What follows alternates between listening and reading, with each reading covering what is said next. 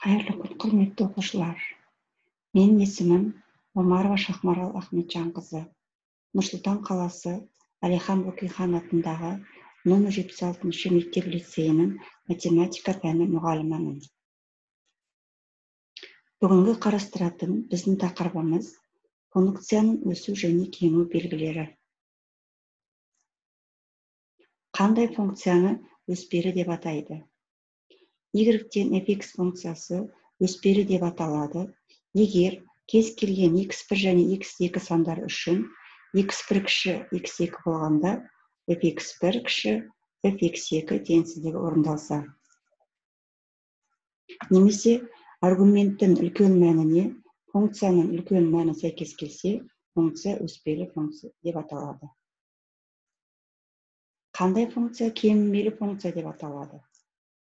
Y-тен fx функциясы x жиынында кемімелі деп аталады, егер кез келген x1 және x2 үшін x1 кіші x2 болғанда fx1 артық fx2 теңсіздігі орындалса.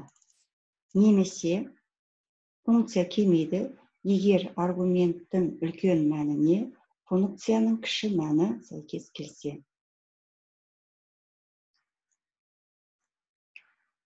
Функцияның аралықта өсу және кемуінің жеткілікті шарты. Жалпы функцияның өсу және кему аралықтарын туынды арқылы да анықтауға болады. Бірінші, функцияның өспелі болуының жеткілікті шарты. Егер А және Б интервалының әрбір нүктесінде функцияның туындысы 0-ден артық болатындай теңсіздігі орындалса, онда функция осы аралықта өспелі болады. Екінші, функцияның кемімелі болуының жеткілікті шарты. Егер А-дан Б-ға дейінгі интервалының әрбір нүктесінде функцияның туындысы 0-ден кіші болатындай теңсіздігі орындалса, онда функция осы аралықта кемімелі болады. Функцияның өсу және кему аралықтарын табу үшін келесі алгоритмді қолданамыз. Бірінші, функцияның анықталу облысын табамыз. Екінші, функцияның туындысын есептейміз. Үшінші, функцияның туындысынан шыққан өрнектерді 0-ден артық және 0-ден кіші деп туындысын теңсіздігін шығарамыз. Төртінші, функцияның өспелі кемімелі болуының жеткілікті шартын қолданып, өсу және кему аралықтарын жазамыз. Енді осы алгоритмді қолдана отырып, келесі мысалдарды қарастырайық. Бірінші мысал. Бізге берілген функция fx-тен болады 3x квадрат минус 12x функциясы.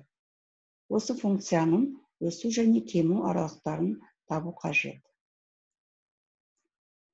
Бірінші, функцияның анықталу облысын табамыз. Бұл функция бізде көпмүше түрінде берілген. Сондықтан, бұл функцияның анықталу облысы барлық нақты сандар жиыны, яғни df-тен r болады. Екінші, функцияның туындысын табамыз. f'(x)тен болады 3x квадрат минус 12x-тің туындысы. Ол тең болады 6x минус 12. Осыдан, туындыдан шыққан өрнекті 0-ден артық деп теңсіздік шығарамыз. Яғни 6x минус 12 артық 0-ден x артық 2-ден. Ал анықталу облысының x кіші 2 бөлігінде функцияның туындысы 0-ден кіші болатыны көрінеді. Төртінші, шарт бойынша 2-ден шексіздікке дейінгі аралықта функция өседі, ал минус шексізден 2-ге дейінгі аралықта функция кемиді. Сонымен есептің жауабы минус шексізден 2-ге дейін функция кемиді, 2-ден шексізге дейін функция өседі. Екінші мысал. Функцияның өсу және кему аралықтарын табыңыздар. Функцияның өсу және кему аралықтарын тапқанда интервал тәсілінде қолдануға болады. Бізге берілген функция fx-тен болады минус 4-тен x азайтылған x-тан 4. Бірінші қадам. Функцияның анықталу облысын табамыз. Бұл функция бізде бөлшек рационал функция. Яғни бөлшектің бөлімі 0-ге тең болмау керек. X тең болмау керек 0-ге. Сонда функцияның анықталу облысы x тиісті минус шексізден 0-ге дейін, 0-ден шексізге дейін. Себебі x 0-ге тең болмау керек. Екінші функцияның туындысын табамыз. F' x тең болады, минус 4-тен 1 қосылған x квадраттан 4. Осыдан ортақ бөлімге келтірсек, 4x квадраттан 16 минус x квадратты аламыз. Үшінші, туындыдан шыққан өрнекті 0-ге теңестіріп теңдеу шығарамыз. 16 минус x квадрат бөлінген 4x квадрат тең 0 болады. Бұл теңдеудің шешімі 16 минус x квадрат тең 0, осыдан x1 тең 4 және x2 тең минус 4 алынады. Бұл нүктелер функцияның сындық нүктелері деп аталады. Ал x тең 0 нүктесінде функцияның туындысы болмайды. X тең 0 нүктесі ол үзіліс нүктесі болады. Келесі қадам, минус 4 пен 4 сандарын сан түзуіне сызып, аралықтарға бөлеміз. Бізде x 0-ге тең болмау керек. 0 нүктесі анықталу облысына кірмейді. Сонда бізде аралықтар минус шексізден минус 4-ке дейін, минус 4-тен 4-ке дейін және 4-тен шексізге дейінгі аралықтарға бөлінеді. Әр аралықтағы біз туындының таңбасын анықтаймыз.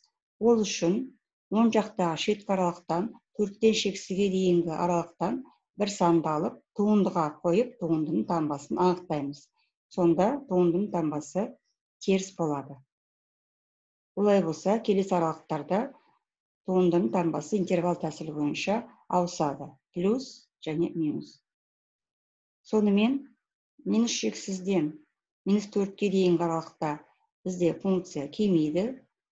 Минус 4-тен 0-ге дейін, 0-ден 4-ке дейін функция өседі, және 4-тен шексізге дейін аралықта функция кемейді. Сонымен есептің жауабы x тиісті минус шексізден минус 4 және 4-тен плюс шексіз аралығында функция кемейді. X тиісті болғанда минус 4-тен 0-ге дейін, 0-ден 4-ке дейін аралықтарда функция өседі. Келесі мысалды қарастырайық. Fx тең болады синус x минус 2x функциясының бір сарында өспелі және кемімелі аралықтарын табайық. Шешуі. Бірінші, функцияның анықталу облысын табамыз. Анықталу облысы барлық нақты сандар жиыны, яғни df тең r болады. Екінші, функцияның туындысын табамыз. Функцияның туындысы синус x минус 2x-тің туындысы тең болады косинус x минус 2-ге. Келесі, туындының таңбасын анықтаймыз. Косинус x функциясының модулі 1-ден кіші немесе тең болғандықтан, косинус x минус 2 өрнегі x айнымалысының кез келген мәнінде 0-ден кіші болады. Сондықтан, анықталу облысында, яғни барлық нақты сандар жиынында бұл функцияның туындысы 0-ден кіші. Олай болса, есептің жауабы берілген функция барлық нақты сандар жиынында бір сарынды кемімелі функция болады. Сонымен, функцияның өсу және кему аралықтарын табу үшін біз осы алгоритмді қолданамыз.